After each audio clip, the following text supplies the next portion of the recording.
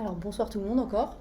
Du coup moi c'est Philippine, donc je suis développeuse mobile et web chez Zoll depuis un peu plus d'un an maintenant. Et du coup aujourd'hui on va parler de mobile parce qu'on n'en parle pas assez, donc voilà. Surtout un peu de mobile pour des devs web comme la plupart d'entre nous, et du coup de React Native. Du coup pour replacer un peu dans le contexte, React Native du coup c'est une technologie cross-platform. Donc ça veut dire qu'on développe qu'un seul code source pour avoir une application sur les deux plateformes, donc iOS et Android. C'est pas du tout comme une app hybride, parce qu'une app hybride, du coup, c'est plus comme des web views qui sont dans des applications. Donc c'est comme un navigateur, mais sans la petite barre d'URL au-dessus. Et du coup, au niveau performance, ça fait une grosse différence, parce que le cross-platform, du coup, on est beaucoup plus proche des performances natives. Et surtout, on peut utiliser tous les composants du téléphone, que ce soit le Bluetooth ou l'appareil photo. Et aussi les boutons natifs, par exemple, ou tout ce qui est sur le thread UI natif des téléphones, donc les date pickers des iOS qui sont un peu particuliers, tout ça. Et bien ça, on y a accès avec des techno cross-platform comme React Native et pas forcément avec des apps hybrides. Du coup, l'avantage pour nous aussi, c'est que React Native, c'est basé sur la librairie React.js, forcément, comme le nom l'indique. Et du coup, c'est un peu plus facile pour nous, les devs web React, d'appréhender un peu la plateforme. Surtout que forcément l'architecture est similaire, ça suit la même logique, les mêmes principes, les mêmes outils, des hooks, tout ça. Donc on pourrait se dire trop bien, React Native c'est trop facile pour les devs web, mais il y a quand même quelques petits problèmes à démêler au début, des problèmes auxquels on s'est heurté et auxquels on a trouvé quelques solutions qu'on va présenter ici. Du coup, on va parler de CI/CD et surtout de gestion des environnements avec React Native.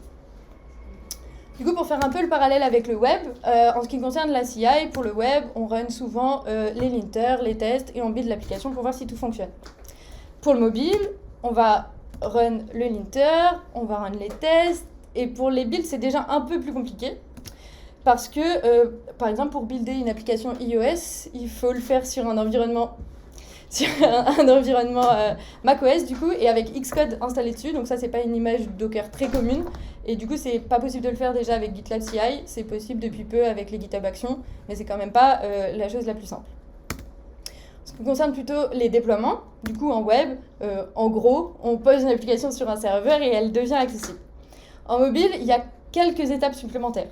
Déjà, il faut gérer deux plateformes différentes, donc Google et iOS. Du coup, il va falloir créer un compte sur la Google Play Console et un compte sur App Store Connect pour chaque application et remplir des fiches assez précises, c'est celles qu'on voit sur les stores en fait, pour chacune des plateformes. Ensuite, on va devoir générer des certificats, donc pour signer les applications. Donc c'est un key store pour Android et des provisioning profiles et des certificats pour iOS. Donc là, on va faire une petite aparté là-dessus parce que c'est quand même pas si simple et ça vaut le coup d'en expliquer un peu. Du coup, pourquoi on signe les apps? Déjà, c'est pour vérifier que les builds ils correspondent bien à la même application qui est déjà présente sur les stores et que c'est bien signé par le même développeur. Donc sur Android, on signe avec un key store qu'on génère sur sa machine avec une commande. Et ça fonctionne sur le principe de la crypto asymétrique, clé privée, clé publique. Du coup, en gros, on a une signature, on l'encrypte avec une clé privée, et ensuite, le store, il est capable, avec la clé publique et elle est accessible à tout le monde, de décrypter et de vérifier que c'est bien la bonne signature. Pour iOS, c'est toujours un peu plus difficile. Enfin, en fait, il y a un peu plus d'étapes. Donc, on va d'abord gérer des certificats. Donc ça, c'est des certificats un peu comme les keystores qui sont générés sur nos machines.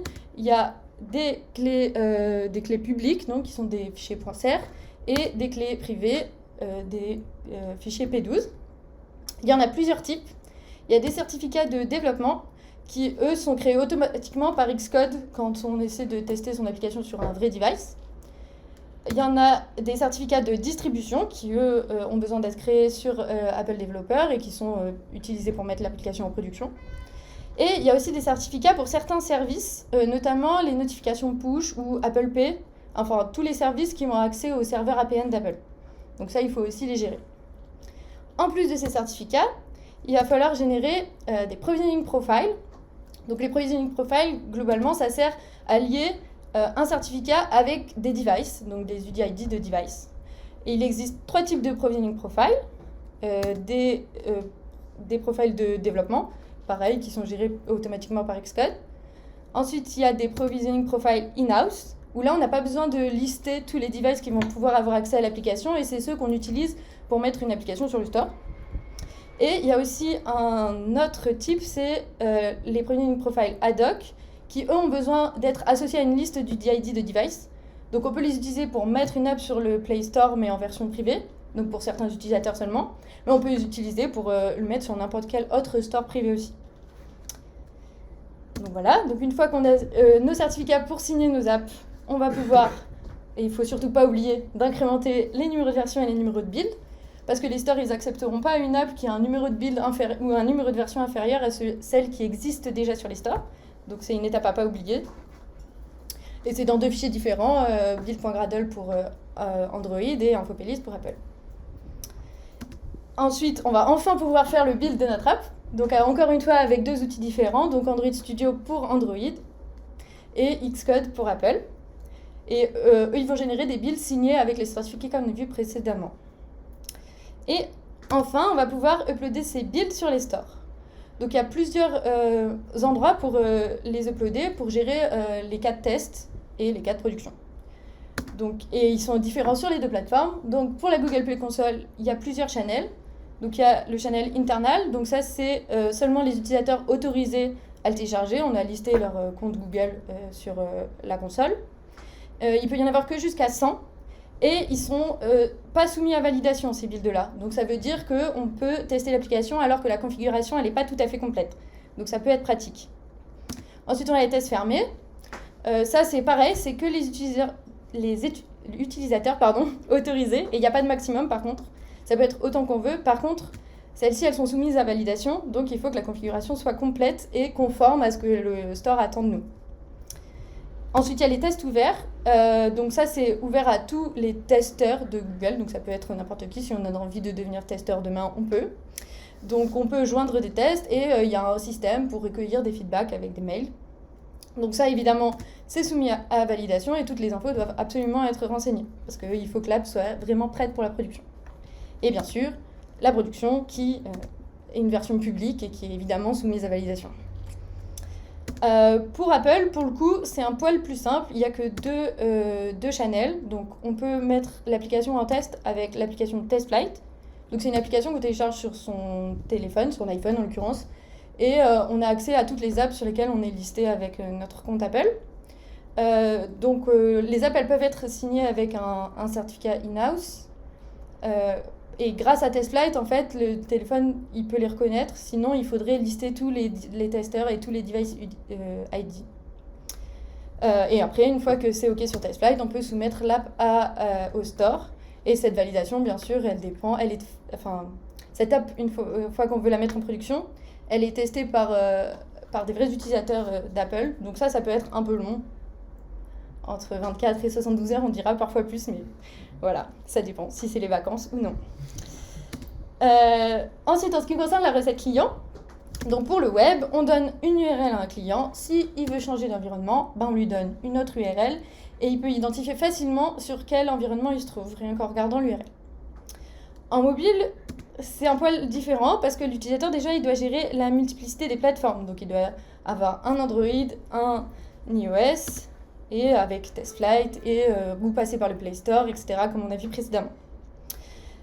Pour différencier les environnements, alors là, c'est une app de staging, là, c'est une app de pré-prod, et ça, c'est l'app de prod, donc on ne peut pas vraiment différencier les environnements, parce qu'on ne peut pas changer le nom de l'app, parce que le nom de l'app et son ID, surtout, ils sont faits justement pour qu'on puisse savoir que c'est la même quand on va l'upload sur le store. Donc voilà, chouette. On avait dit que c'était bien de faire du mobile et on a vu plein de problèmes maintenant.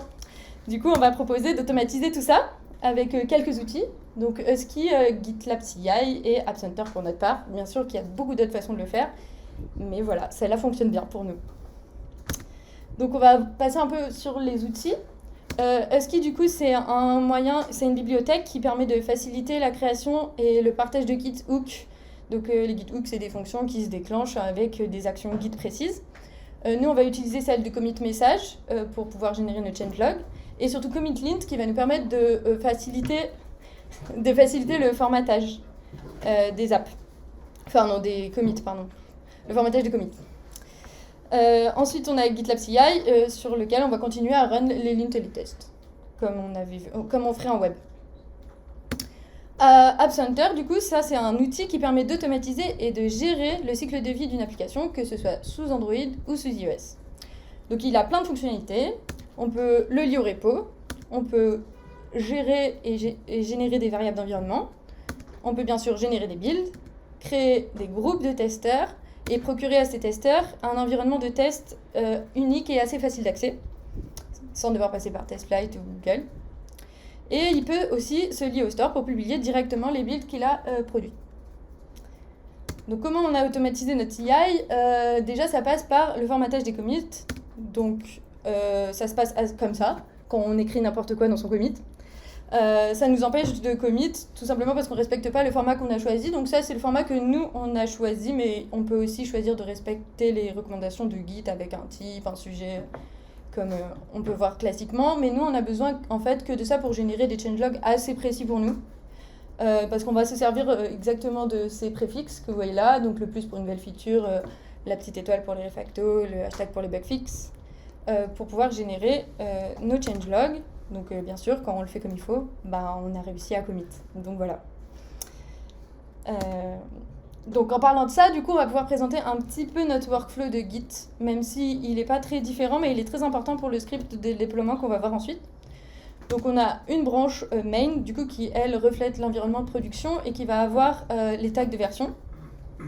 Elle ne pourra tirer ces changements uniquement que de pré-prod. Donc elle qui est la branche qui est l'image de l'environnement de pré-production. Donc c'est là que les clients font leurs tests. Donc c'est des données qui sont assez proches de la prod. Donc c'est plus facile pour eux de faire des tests dans de bonnes conditions par rapport à la staging où les données sont un peu plus chaotiques, on va dire, ou de test quoi. Et du coup, pré-prod ne tirera ces changements uniquement que depuis develop, qui sera donc le miroir de l'environnement de staging. Et classiquement, nos features, elles seront tirées et mergées sur develop. Et à chaque ouverture de merge request, on va run du coup la CI de GitLab pour être sûr qu'on ne puisse jamais merger des features qui n'ont pas passé les tests et le linter sur develop.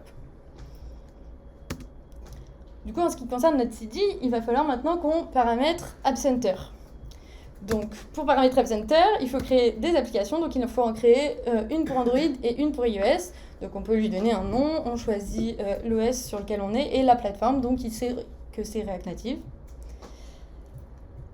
Donc, voilà, on a créé nos petites apps. Et maintenant, on peut configurer chacune d'entre elles. Tout d'abord, on peut les lier au repo. Du coup, on peut, peu importe où se trouve notre repo, plus ou moins, on peut le lier. Donc nous, c'est un repo GitLab. Donc une fois qu'on s'est connecté, on voit la liste entière de tous les repos, on peut les choisir. Et une fois qu'on a choisi son repo, on peut voir toutes les branches actives et paramétrer chacune de ces branches pour qu'on puisse faire des builds dessus. Donc il y a plusieurs choses pour paramétrer une branche. On a accès au package JSON bien sûr, le build variant pour savoir si c'est release ou debug. Et surtout, on peut mettre des petits scripts de build. Donc nous, on en a un post-clone pour simplement copier nos variables d'environnement depuis App Center sur notre app. Donc ça nous permet de les gérer simplement ici. Mais il existe aussi des scripts pré-build ou post-build. Donc on peut imaginer ce qu'on veut. Ensuite, on peut décider si les builds sont automatiques à chaque push ou non. Donc, faut faire attention parce que du coup, App Center, c'est pas une solution gratuite, vu que ça utilise des serveurs de Microsoft. Mais on a quand même 120 minutes de build gratuite par mois, donc ce qui est quand même pas mal. Et ensuite, après, c'est $40 par mois pour des minutes de build illimitées, juste pas de build concurrent. Mais du coup, si on fait les builds automatiques, ça crame un peu plus vite ces minutes-là, donc peut-être qu'on devra choisir de le faire pas automatiquement, mais on verra qu'on va l'automatiser différemment. Ensuite, on peut paramétrer l'incrément des numéros de build automatiquement. Donc comme ça, une fois qu'on a coché cette case, on n'a plus jamais à s'en soucier, ce qui est plutôt pratique, parce que ça arrive quelquefois d'oublier. On peut aussi faire run les tests et les CI à... on peut aussi faire run les tests et les CI à App Center, même si du coup c'est toujours pareil, ça rajoute des minutes sur les builds. Donc c'est pour ça que nous on a choisi de le faire avec GitLab. Voilà. Là. On peut aussi gérer des variables d'environnement. Donc c'est là qu'on va ajouter toutes nos variables d'environnement. Donc ça évite de les stocker sur le repo. Et du coup, c'est ce script postclone qui va copier toutes ces variables qui sont ici sur notre projet. Ensuite, ça peut signer les builds, bien sûr. Donc on a juste à uploader notre key store ici pour Android avec les credentials. Et pour iOS, on peut uploader un certificat et un provisioning profile. Comme ça, après, c'est pareil. On n'a plus besoin de s'en occuper. Et on peut bien sûr distribuer les builds, mais on peut les distribuer sur plusieurs channels parce qu'on peut créer, on verra tout à l'heure, on peut créer des groupes de testeurs. Donc on peut choisir qu'à chaque fois qu'un build est terminé, ça le publie automatiquement sur un groupe de tests. Et on peut aussi choisir de publier automatiquement sur les stores qu'on pourra lier. Donc ça, c'est nos groupes de testeurs. Donc on peut créer des groupes. Donc on en crée souvent pour staging et pour pré-prod. Parce que la prod, ça va se passer sur les stores. Et grâce à ça, on va pouvoir procurer à nos testeurs un QR code. Donc c'est un peu comme Expo. Il suffit de scanner le QR code et on a accès directement au téléchargement de l'app. Donc il faut juste faire attention parce que sur iOS, du coup, là, on va devoir signer les apps avec un provisioning profile ad hoc. Du coup, il va falloir quand même lister tous les devices qui vont servir de test dans ce provisioning profile pour qu'on puisse télécharger l'app. Et on a aussi possibilité de lier nos stores, donc il suffit de rentrer les comptes et après on peut choisir de publier sur des channels de test ou des channels de build, de prod, même comme on veut. Ce qui est intéressant aussi sur App Center, c'est que tout ce qui est possible de faire depuis l'interface, il est disponible en mode API. Donc ils ont quand même une bonne doc, c'est un bon Swagger avec beaucoup d'endpoints, mais tout ce qui est possible de faire sur l'interface est disponible en mode API, donc automatisable. Donc, on a créé un script du coup qui permet d'automatiser tout ça et qu'en une seule commande, on n'a pas besoin de gérer ni GitLab, ni App Center, ni tout ça, et qu'on ait besoin de lancer une seule commande et ça gère tous nos déploiements. Donc, il se déroule en plusieurs étapes ce script. Déjà, il nous demande sur quel OS on veut faire notre build, on peut choisir les deux, et surtout sur quelle branche. Donc, si c'est un build de staging, de pré-prod ou de prod. Ensuite, il va check out sur la branche concernée et tirer ses changements de la branche qui lui est immédiatement inférieure. Donc, si on veut faire un build de prod, on va récupérer les changements uniquement de pré-prod. Si on veut faire un build de pré-prod, on va récupérer les changements uniquement de develop. Ensuite, on va générer des changelogs. Du coup, grâce à notre convention de commit, on va pouvoir savoir quelles sont les nouvelles features, les nouveaux bug fixes et les refactors. On génère les changelogs, mais on les écrit dans un fichier seulement si c'est un build de prod, sinon on risque d'avoir des doublons. Mais on génère toujours les changelogs parce que ça va nous servir pour la suite. On modifie le numéro de version, du coup, en se basant sur les changelogs et sur les numéros de commit. Nous, on a une convention qui est la suivante. Le dernier chiffre, c'est pour le nombre de features et de bug fixes qui sont contenus dans la version. Celui du milieu pour le numéro de lot ou de sprint. Et le premier qu'on va augmenter à la main, là, pour les versions majeures de l'application. Une fois qu'on a augmenté le numéro de version, on va commit. Donc soit on commit les changelogs s'ils sont assez courts. Et s'ils sont trop longs, on va juste publier la petite phrase que vous voyez là pour être sûr qu'on comprenne bien où est-ce qu'a été publiée la version et sur quel environnement. Ensuite, si on est sur un build de prod, et uniquement sur un build de prod, on va créer un tag de version. Et ensuite, on va pousser tout ça.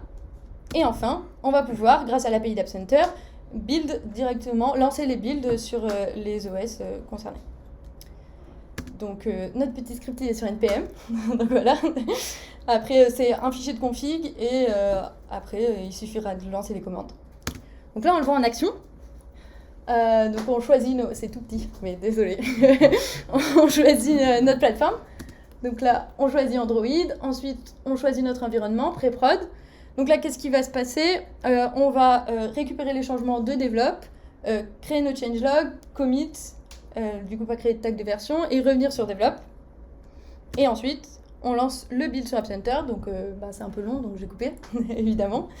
Mais on peut voir que sur l'interface d'App Center, là, les 3 petits points, ça a bien lancé un build en pré-prod. Ensuite, pour faciliter un peu la recette client, du coup, on va se servir des groupes de testeurs. Donc l'interface d'App Center, comme on a vu, elle met à disposition un joli QR code. Et quand on scanne ce QR code, on arrive sur ce genre de page où on voit bien le nom du dernier commit. C'est pour ça que c'est important de bien choisir le nom du commit. Donc on voit soit les changelogs, soit la petite phrase qu'on a vue tout à l'heure, si les changelogs sont trop longs. Et on voit surtout bien le numéro de version, le numéro de build, et on peut choisir d'installer l'app. Et ensuite, pour bien différencier les environnements, une fois qu'on est sur l'app, on a créé un petit composant qu'on peut voir en bas là. Donc c'est juste une petite barre de couleur avec le nom de l'environnement, le numéro de la version et le numéro du build. Donc il suffit de le toucher pour qu'il s'en aille parce que sinon ça gêne un peu les tests. Donc ça c'est l'app de dev, l'app de staging, l'app de pré-prod, et l'app de prod, il n'y est pas évidemment. Donc voilà, grâce à tout ça, on a quand même pu un petit peu démêler nos nœuds de tout à l'heure. Donc grâce à notre petit composant d'environnement, on a pu identifier les environnements main une fois l'app ouverte. Grâce au script de release, on a pu générer des changelogs, gérer des numéros de version et gérer des tags de version. Grâce à App Center, on peut générer des builds, gérer des variables d'environnement, gérer les numéros de build, procurer un accès assez facile de test aux testeurs et se lier avec les stores assez facilement. Et GitLab CI, ce qui permet de jouer les linters et les tests à chaque merge request et d'avoir un format de commit uniforme. Donc voilà, maintenant on peut tous faire du mobile parce que c'est trop facile.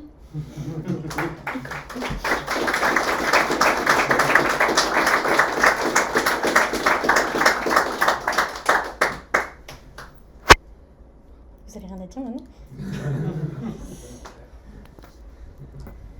Tu peux redire les tarots, s'il te plaît, de App Center, j'ai pas retenu ce que tu as dit. $40 par mois par organisation pour des minutes de build illimitées, mais pas de build concurrent. Après, je connais pas les prix parce qu'après on peut avoir aussi beaucoup d'utilisateurs sur le compte et beaucoup de, c'est infini, mais pour avoir juste des minutes de build illimitées, c'est $40 par mois. Donc c'est quand même assez accessible comme prix d'hébergement. Ouais. Parce que la formule de base, du coup, elle comprend quoi? 120 minutes de build seulement. D'accord. Et pas de build concurrent. Okay. Mais on peut créer autant d'apps qu'on veut. Mais 120 minutes de build, ça passe assez vite parce que un build iOS, c'est entre 20 et 30 minutes, quoi. Ok. Merci. Oui. Merci, Jo, c'était hyper intéressant. Et je voulais juste savoir, quand vous déployez vos applications, vous les faites sur les comptes des clients ou sur les comptes de Zoll. Ça dépend. En général, on le fait sur le compte des clients parce que comme ça leur appartient vraiment et c'est plus facile de gérer la facturation. Mais après, rien n'empêche d'avoir plusieurs organisations dans le même compte. Donc ça doit être aussi possible de le faire sur un compte à nous. Et après, c'est pour gérer la facturation que c'est différent, c'est tout. Donc dans App Center, tu n'as pas de limite justement si tu as plein de clients différents avec plein de... Le nombre d'organisations n'est pas limité, mais par contre, le nombre d'utilisateurs sur le même compte, sur la même organisation, ça, plus il y en a, plus c'est cher. D'accord. Je ne connais pas exactement les tarifs de tout ça, mais s'il n'y a que une dizaine d'utilisateurs, ça fonctionne, je pense. Okay. Une petite question concernant la montée en version et comment ça se passe en fait. Vous êtes, admettons, sur Develop et vous voulez passer en version 1.3, 1.4. Vous allez en fait du coup modifier le fichier Gradle sur Develop pour ensuite le pousser ou vous faites l'inverse? Du coup, ça se fait automatiquement sur le script. Donc, si on veut, ça se fait en fonction des changelogs qui sont générés. Donc, en fonction des conventions de commit, ça modifie au moment où on lance le script. Donc, si on veut faire un build sur staging, là, ça va modifier le numéro de version et ça va commit sur Develop. Et c'est justement pour ça que c'est important que les branches ne puissent qu'on puisse pas faire directement être fixe en prod. Sinon, on va un peu casser cette logique de numéro de version. Et puis ça reste logique dans les tests de toujours passer par pré-prod avant de publier quelque chose.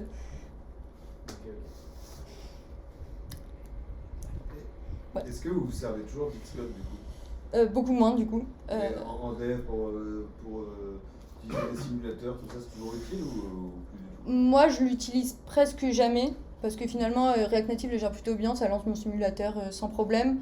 Après c'est plus facile quand on teste sur un vrai device. Parce que là, ça va générer le certificat et le provisioning profile. Donc, c'est pratique au début pour signer l'app. Mais c'est quand même confortable de ne pas l'utiliser trop souvent, je trouve. Parce que du coup, tu n'es pas obligé d'avoir un Mac pour bosser. Là, tu ne serais pas obligé. Juste tout ce que tu fais, tu ne peux pas vraiment le tester sur iOS, du coup.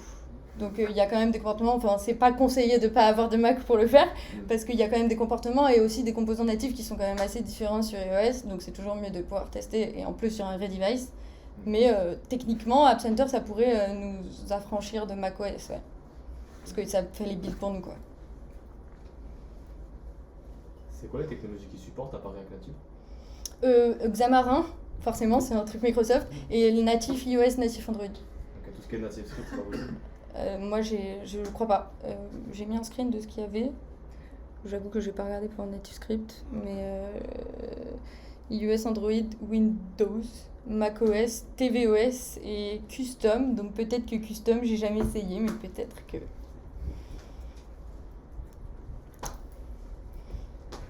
Voilà, si vous avez des questions. Oui, oui. Non, mais pas de problème, ça m'embête pas du tout. Est-ce que tu as trouvé des limites à App Center, justement, ce qui a l'air cool, mais est-ce que tu as, pour l'expérience, trouvé des trucs Bah après, la configuration au début, c'est... Bah forcément, faut tester, quoi. Après, il y a des petits moments où ça se déconnecte de GitLab, forcément, parce qu'il y a un temps le token, il est limité. Donc là, il faut juste repasser par l'interface pour... Après, on pourrait le faire aussi depuis le script, comme tout est dispo depuis... mais ça demande aussi un peu de temps de dev et d'appréhension de tout ça. Mais sinon, ça fonctionne assez bien. Et puis surtout que c'est assez facile de relancer un build si jamais il y a un petit truc qui coince. Après, ouais, voilà. Après, c'est sur un serveur ailleurs, donc forcément, les builds qu'on fait entre 17 et 18h, ils mettent plus longtemps que ceux qu'on fait à 8h le matin. Mais c'est jamais des temps incroyables, quoi. Ça reste autour d'une demi-heure. Ça vaut son petit. Ouais. Du coup, ça marche avec Native Script. Ah bah voilà, ça marche avec Native Script alors. Et ben voilà, donc il y a mon petit collègue au fond. Merci.